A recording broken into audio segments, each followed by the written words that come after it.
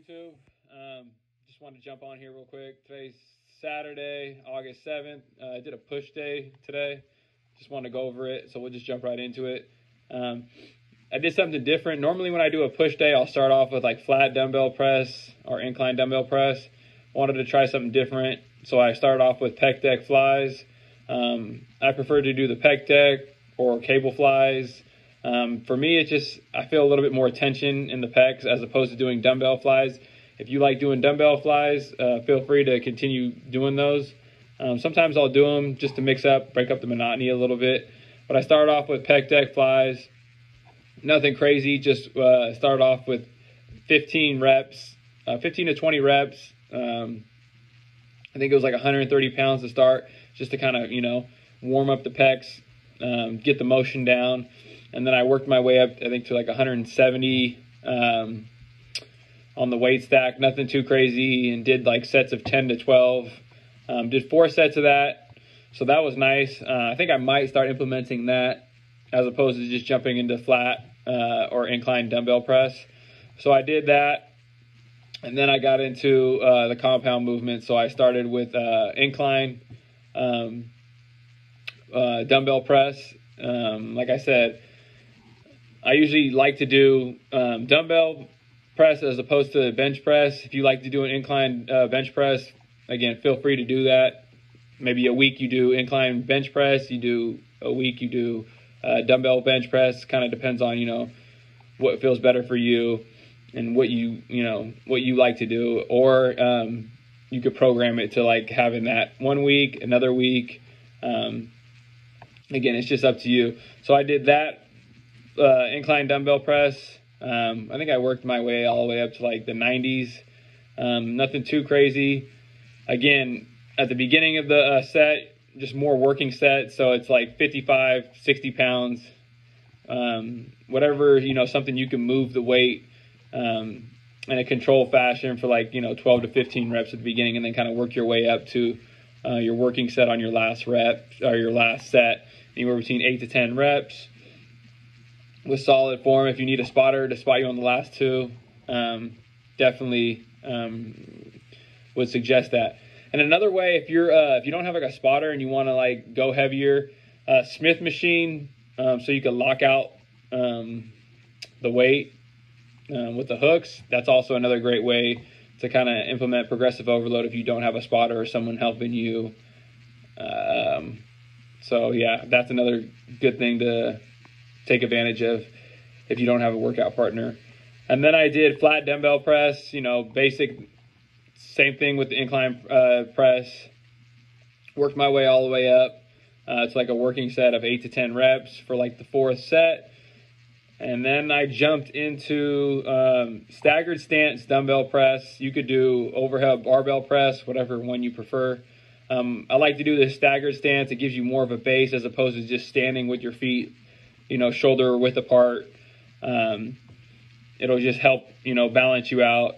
And as opposed to doing like seated dumbbell press, when you're doing them standing, it'll add a little bit more difficulty to the movement. You'll be engaging more of your core muscles, and then it's just harder because you don't have the back pad to like, kind of, you see people arch their back and, use the back pad as like leverage. So it's kind of just you on you. So definitely recommend doing some sort of standing dumbbell press or barbell press as part of your push day, because the dumbbell press, overhead press, and then your barbell or your dumbbell bench and incline, those are going to be like your bread and butter movements that you really want to challenge yourself on. And then the flies and all that type of other stuff, the lateral raises, are kind of like the accessory movements where you're just finishing off the muscle.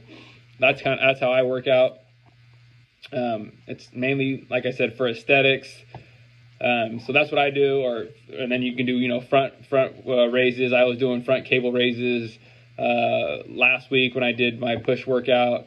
You could do so many different things. You could do lateral dumbbell raises, lateral cable raises, front cable raises with a straight bar. You could do plate with a 45-pound plate front raises.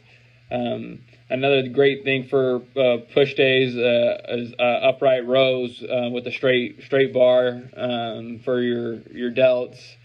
And then I always like to do, when I do like push days, I'll do a front delt movement, I'll do a rear delt movement like pec deck reverse flies, or bent over cable reverse flies.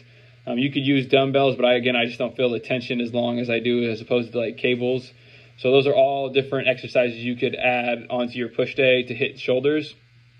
I just did the staggered stance dumbbell press today, but if you want to throw in like a lateral raise or a front raise, feel free to do so. And then I did weighted dips. You just get a belt with some chains on it, put as much weight on you as you want. And then obviously I've said this in the past, when you're doing weighted dips, make sure you lean forward if you're trying to work on the chest, and then you're more upright. It's going to engage more of your triceps, as opposed to if you're leaning forward with your torso, it's going to engage more of the pecs, especially lower pecs. You'll definitely feel it. You'll still feel it in your triceps. If you're leaning forward, it's just the more upright you are, the more triceps it'll engage. So definitely give that a shot. You could work your way up to, 2 plates, whatever. And then if you can't even do weighted dips, I use the assisted pull-up machine. Just you can use it for assisted dips. Just put a weight on there that, you can do 10 to 12 reps, and then slowly start lowering the weight as you progress over the weeks. And then maybe you can start with body weight dips. And then if you want to start implementing weighted dips as a form of progressive overload, definitely in the coming weeks, start, even if it's only 5 pounds, add that. Don't worry about what other people will think. This is not about you. This is not about other people. This is about your journey, your fitness journey. So at the end of the day, people they worry about what other people are thinking, or if somebody else is looking at you. Just go in there, focus on yourself, do what you need to do, and then get out. And then for the last movement I did was tricep rope press downs. I didn't get it on film, but just did that as like an accessory movement. If you could look it up, I've done them in the past. Rope press down, and you're just doing a tricep press down on the cable machine. Nothing too crazy. I think I did 3 or 4 sets of that, 12 to 15 reps. At the end of the day, it doesn't really matter how many reps I'm doing, depending on what situation you're in, and depending on what your goals are. It can be completely different with me than either one of us. But another thing, I've been getting a lot of questions, like the working out part. That's like the fun part of if you're trying to build a physique or whatever. Patience and nutrition is the key. If you're not eating enough, you're not going to see any results.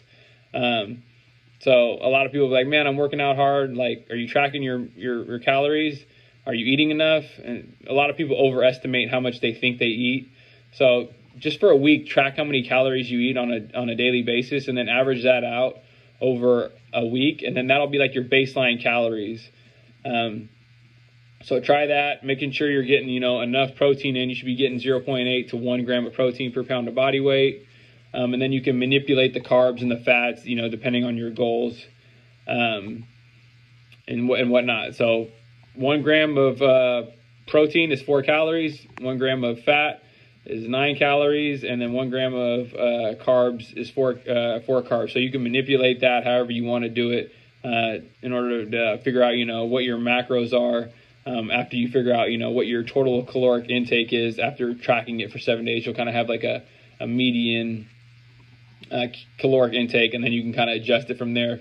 If you want to gain, eat more. If you want to lose weight, maybe eat 200 to 300 calories less a day, and so on, and vice versa. Eat maybe 200 to 300 calories more if you're trying to gain, and then assess your progress after that.